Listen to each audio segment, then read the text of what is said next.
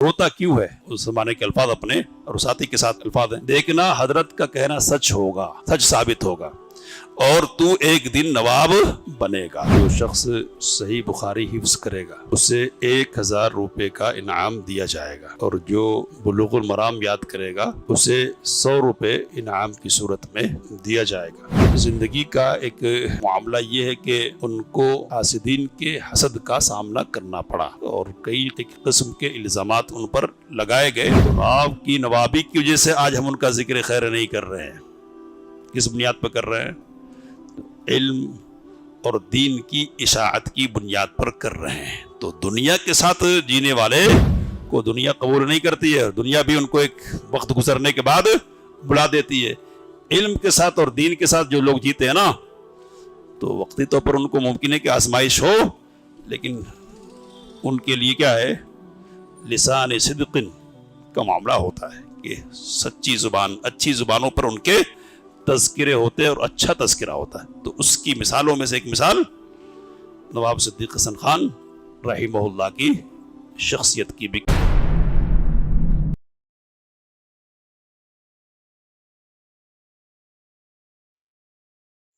بھوپال کی نوابی ملنے کے بعد علمی جو خدمات ہیں ان کا ذکر ہوا، اور اس سلسلے میں یہ بات ہمارے سامنے آئی کہ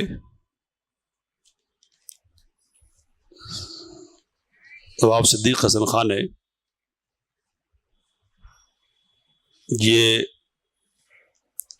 اعلان کیا تھا کہ جو شخص صحیح بخاری حفظ کرے گا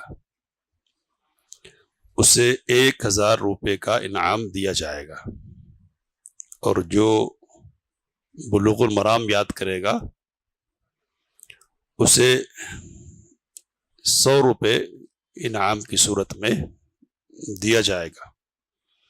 تو حدیث کی خدمت کی ایک کوشش تھی،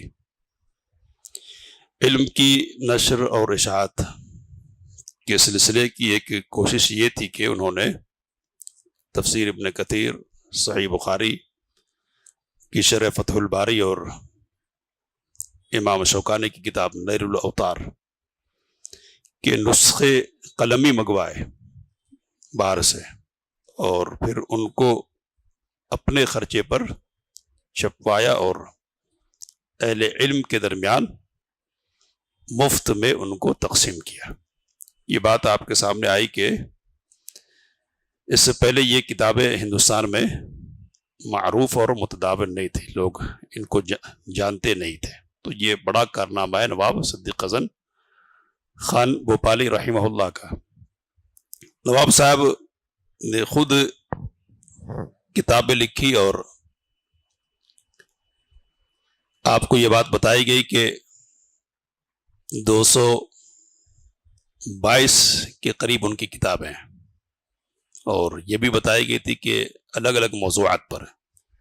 تو وقت کے جتنے موضوعات ہو سکتے تھے تقریباً سبوں پر نواب صاحب نے کتابیں لکھی ہیں، اور کتابوں کی خوبی یہ تھی کہ جس موضوع پر لکھتے تھے اس موضوع کے تمام پہلوؤں کو سمیٹنے کی کوشش کرتے تھے، ہر پہلو پر لکھنے کی کوشش کرتے تھے۔ تفسیر پر عربی زبان میں ان کی کتاب ہے فتح البیان فی مقاصد القرآن، تو یہ چھپی ہوئی ہے، 15 جلدوں میں چھپی ہے، 15۔ اور تعارف میں لکھا کہ تفسیر سلفی خال عن الاسرائیلیات، سلفی تفسیر ہے جو اسرائیلیات سے خالی ہے، یعنی صرف احادیث اور آثار کی بنیاد پر یہ تفسیر لکھی گئی ہے۔ عرب دنیا میں متداول ہے اور پڑھتے ہیں لوگ۔ اردو میں بھی انہوں نے تفسیر لکھی تھی ترجمان القرآن کے نام سے، تو یہ 5 جلدوں میں ہے اور پاکستان سے چھپی ہوئی ہے۔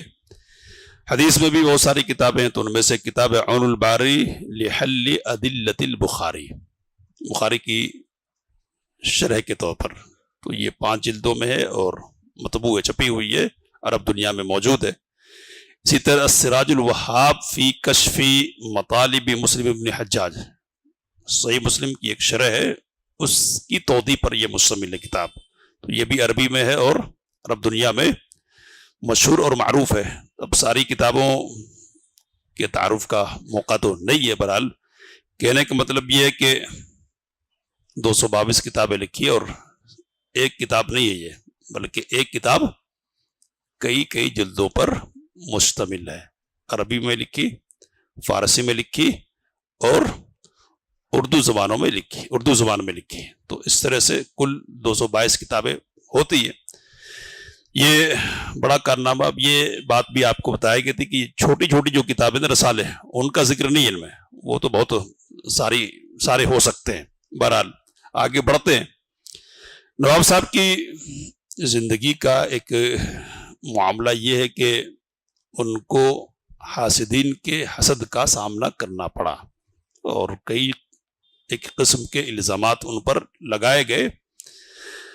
حسد کی وجہ کیا تھی؟ تو ایک وجہ تو یہ تھی کہ ایک بڑے منصب پر فائز ہو گئے تھے، تو اس وجہ سے ان کے جاہ اور منصب کو دیکھ کر لوگ ان سے جننے لگ گئے تھے بہت سارے. اور پھر علمی جو سرگرمیاں تھیں ان کی، حدیث کی اشاعت، صحیح عقیدے کی اشاعت کا جو جذبہ تھا اور اس کے لیے جو ان کی خدمات تھی، ان کی بنیاد پر بھی لوگ ان سے حسد کرنے لگ گئے تھے.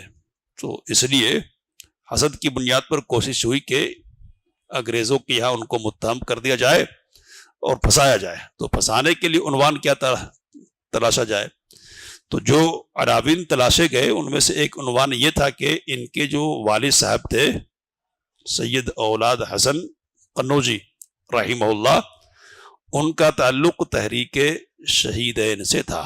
یعنی سید احمد اور شاہ اسماعیل دہلوی رحمہ اللہ کی تحریک جو انگریزوں سے برسر پیکار تھی، اور اسی زمانے میں پکڑے گئے تھے لوگ تحریک مجاہدین کے اور کالا پانی کی سزائیں دی جا رہی تھی ان کو. تو یہ مشہور واقعہ تھا اس وقت کا. تو اس واقعے کو بنیاد بنا کر نواب صاحب کے ساتھ کھیل کھیلنے کی کوشش ہوئی اور لوگوں نے انگریزوں کے یہاں یہ لگایا کہ نواب صاحب لوگوں کو جہاد کی ترغیب دیتے ہیں اور انگریزوں کے خلاف جہاد کرنے پر ابھارتے ہیں اور وہابیت کے خاص مبلغ ہیں. تو وہابیت اس زمانے میں ایک گالی تھی اور وہابی کا لیبل اگر کسی پر لگا دیا جائے تو پھر وہ باغی کا مترادف ہو جاتا تھا، یعنی باغی ہی کہلاتا تھا. تو یہ الزام بھی لگایا گیا اور پھر یہ کہا گیا کہ ان کی جو اہلیہ ہے نواب شاہ جہاں بیگم، تو وہ بس نام کی حکمراں ہے، سارا کام کون دیکھ رہے ہیں؟ تو سارے اختیارات ان سے گویا کہ چھین لیے پردے کے نام پر انہوں نے، اور بہت ساری جاگیردار ہیں جو انہوں نے ضبط کر لیے ہیں اور بندوبست اور امور میں ریاست کے سختی سے کام لیتے وغیرہ. تو اس طرح کی کئی ایک الزام تراشیاں کی گئی اور پھر فیصلہ انگریزوں کی طرف سے یہ ہوا کہ ان کو نوابی سے بے دخل کر دیا جائے. تو ایک لمبا عرصہ انہوں نے 13 سال تک نواب رہے اور اس کے بعد 1885 عیسوی میں تمام اختیارات چھین لیے گئے. پھر جو اہلیہ تھی نواب شاہ جہاں بیگم، تو ان کی کوشش سے 1890 میں پھر نوابی ملی ہے. لیکن ظاہر سی بات ہے کہ ایک عرصہ گزرنے کے بعد وہ دلچسپی تو نہیں رہے گی. اب شر ہو تو خیر بھی رہتا ہے. تو اب فرصت کے لمحات میسر آئے تو پھر کیا کریں گے؟ تو لکھنے پڑھنے کا جو کام ہے وہ اچھا خاصا انداز میں نواب صدیق حسن خان رحمہ اللہ نے کیا ہے. بہرحال تو یہ ایک زندگی کا حصہ تھا. ان کی زندگی کے کچھ معاملات تھے. اب بڑے عہدے پر فائز ہے تو زندگی کی ترتیب کیا تھی؟ تو روزانہ کے معاملات میں یہ لکھا ہے کہ فجر سے پہلے جاگتے، تہجد کی نماز پڑھتے اور نماز فجر کے بعد تلاوت قرآن اور وظائف میں، یعنی اذکار جو ہوتے ہیں نا، ان میں مشغول ہو جاتے. پھر 1 گھنٹے تک تقریباً جو واقعات ہوتے ریاست کے، خبریں ہوتی، ان کو سنتے ہو ہدایات دیتے اور پھر لکھنے پڑھنے میں مصروف ہو جاتے. دوپہر تک یہ سلسلہ جاری رہتا.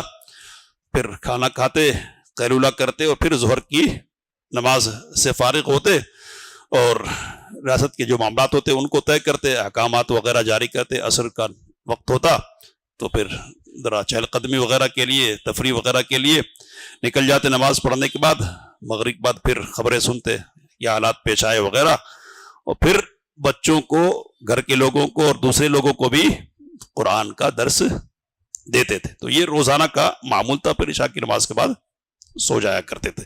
یہ دو باتیں کہہ کے بات کرتے ہیں مزاج کیا ہے۔ تو مزاج اپنا لکھا ہے کہ صحبت اہل جہاں سے تہے دل سے بیزار رہتا ہوں، صحبت اہل جہاں سے تہے دل سے بیزار رہتا ہوں۔ یہ پرانی اردو ہے، مطلب یہ کہ دنیا دار جو لوگ ہیں نا، ان کی صحبت سے دل کی گہرائی سے بیزار رہتا ہوں، یعنی تعلق نہیں ہے مجھ کو، اور اہل علم کی صحبت کو دوست رکھتا ہوں۔ ایسے لوگوں کی صحبت ہو جو مذاکرہ علمی یا ذکر الہی کریں، یعنی ایسے لوگوں کے ساتھ بیٹھنا پسند کروں گا جو علمی باتیں کرے یا پھر اللہ کا ذکر کرے۔ دوسرے لوگوں سے بات بیٹھنا، ان کے ساتھ گفتگو کرنا اور ٹائم پاس کرنا میرا مشغلہ نہیں ہے۔ ظاہر سی بات ہے کہ یہ جو کتابیں ہیں سینکڑوں کی تعداد میں، یہ یوں ہی لکھی نہیں جائے گی، اپنے آپ کو صحیح مشاغل میں لگانا پڑے گا، تبھی یہ سارے کام ہو سکتے ہیں۔ بہرحال اب ایک بات کہہ کے بات ختم کر رہا ہوں، جس میں نصیحت ہمارے لیے کہ ایک صاحب تھے قدرت اللہ قدرت، بچپن میں نواب صدیق حسن خان کے مکتب کے ساتھی تھے، مکتب کے یعنی ابتدائی جو مدرسہ ہوتا نا اس کے ساتھی تھے۔ اب یہ قدرت کون ہے؟ تو ہندوستان کے ایک چیف جسٹس جو گزرے ہیں، جسٹس ہدایت اللہ، تو ان کے دادا ہوتے تھے۔ تو قدرت نے واقعہ بیان کیا ہے کہ دونوں ساتھ میں تھے، غریبی کے حالات تھے۔ ایک دن فجر کی نماز کے لیے قدرت اللہ جا رہے تھے تو دیکھا کہ نواب صدیق حسن خان سردی سے بالکل ٹھٹر جا رہے ہیں، تو جو چولا ان کے جسم پر تھا نا وہ نکال کے ان کو اڑا دیا۔ اب ذرا گرمی محسوس ہوئی تو آنکھ لگ گئی، اور قرآن پڑھنے کا جو وقت تھا متعین، فضل الرحمان گنج مراد آبادی استاد سے، تو ان کی خدمت میں دیر سے پہنچے۔ تو انہوں نے کہا کہ کہیے نواب صاحب اب تشریف لا رہے ہیں، نواب صاحب اب تشریف لا رہے ہیں۔ تو نواب صاحب تو نہیں تھے نا، ایک غریب مسکین قسم کے آدمی تھے۔ اب یہ جو نواب صاحب کا لفظ استعمال کیا استاد نے، وہ دل کو لگ گیا، یعنی تکلیف پہنچی کہ ایک طرح سے طنز کیا جا رہا ہے میری حالت پر۔ تو جا کر اپنے حجرے میں پھوٹ پھوٹ کر رونے لگے۔ یہ جو ساتھی یہ قدرت اللہ پہنچے، کہا کہ کیا معاملہ ہے، کیوں روتے ہو؟ تو کہا کہ استاد نے مجھ پر ایسا طنز کیا ہے۔ تو کہا کہ تم اس کو اس طور پر لیتے ہو، اس طور پر کہ استاد نے طنز کیا ہے، میں اس کو دوسرے طور پر لیتا ہوں، کیا ہے؟ تو کہا قدرت اللہ نے کہ ارے روتا کیوں ہے؟ اس زمانے کے الفاظ اپنے اور ساتھی کے ساتھ الفاظ ہیں، دیکھنا حضرت کا کہنا سچ ہوگا، سچ ثابت ہوگا، اور تو ایک دن نواب بنے گا۔ اور پھر کیا ہوا؟ تو پھر آگے ایک دلچسپی کی بات ہے، کہا کہ پھر مولوی صاحب نے ایک پرچہ ان کو لکھ کر دیا۔ کس نے؟ قدرت اللہ نے، کہ جب صدیق حسن خان نواب ہوں گے تو قدرت اللہ کو 114 روپے کی نوکری دیں گے۔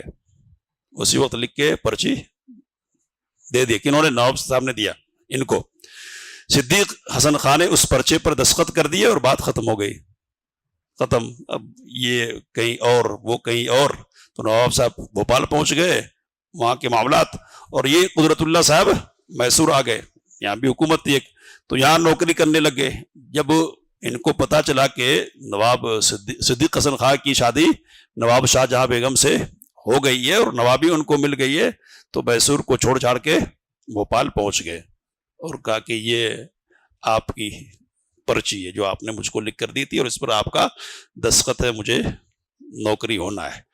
تو کہتے کہ فوراً ان کو 114 روپے ماہانہ پر کوٹھی جو حکومت کی ہوتی تھی، کوٹھیاں، ان کا نگراں اور محتمم بنا کر متعین کر دیا۔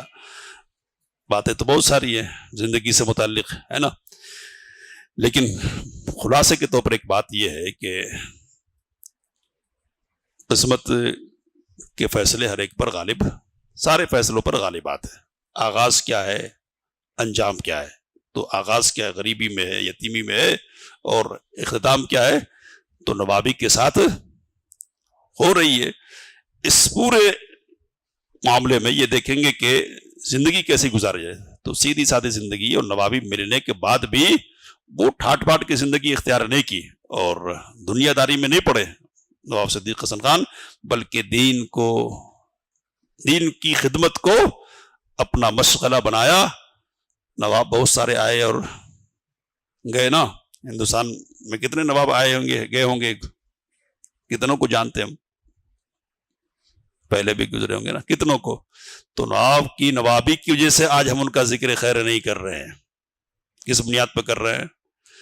علم اور دین کی اشاعت کی بنیاد پر کر رہے ہیں۔ تو دنیا کے ساتھ جینے والے کو دنیا قبول نہیں کرتی ہے، دنیا بھی ان کو ایک وقت گزرنے کے بعد بلا دیتی ہے۔ علم کے ساتھ اور دین کے ساتھ جو لوگ جیتے ہیں نا، تو وقتی طور پر ان کو ممکن ہے کہ آزمائش ہو، لیکن ان کے لیے کیا ہے، لسان صدق کا معاملہ ہوتا ہے کہ سچی زبان، اچھی زبانوں پر ان کے تذکرے ہوتے ہیں اور اچھا تذکرہ ہوتا ہے۔ تو اس کی مثالوں میں سے ایک مثال نواب صدیق حسن خان رحمہ اللہ کی شخصیت کی بھی کہ زندہ ہے، اور بہت زندہ ہے کہ عرب بڑے بڑے علماء صدیق حسن خان کا نام لیتے ہیں، ذکر خیر کرتے ہیں، ان کی کتابوں کا حوالہ دیتے ہوئے فخر محسوس کرتے ہیں کہ بھوپالی نے لکھا ہے، بھوپالی کا حوالہ ہے، یہ ہے نا۔ کس بنیاد پر ہے؟ دین اور علم کی خدمت کی بنیاد پر، کیا کہ بل تؤثرون الحیات الدنیا والآخرۃ خیر وابقا۔ تو یہاں اتنا ملا ہے، وہاں تو اور ملنا چاہیے، پڑھتے جائیں گے لوگ، ذکر ہوتا جائے گا نا، تو وہاں درجات میں بلندی ہوتی جائے گی۔ اس بارے میں ہم کو سوچنا چاہیے۔ اللہ سے دعا کی باتوں کو سمجھنے، اس کام لینے کی توفیق مت فرمائے، آمین۔ وآخر دعوانا الحمدللہ۔